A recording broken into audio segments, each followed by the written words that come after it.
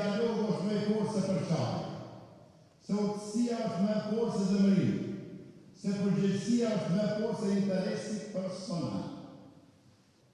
Ska dyshim se edhe shoqëria jonë sot po përballet me sfida të shumta, shpesh shohim tensione, përçarje dhe vështirësi në zgjidhjen e problemeve edhe politike apo sociale, të cilat direkt prekin jetën e qytetarëve. Duhet ditur se dialogu është me forë se përçarje, se utësia është me forë se zemërim, se përgjegjësia është me forë se interesit personal. Nëse këto vlera i kultivojmë në jetën tonë shoqërore dhe publike, shumë probleme do të zgjidhen më lehtë. Megjithatë, të mos humbasim shpresën, nga se shpresa është forca që mban një popull gjallë.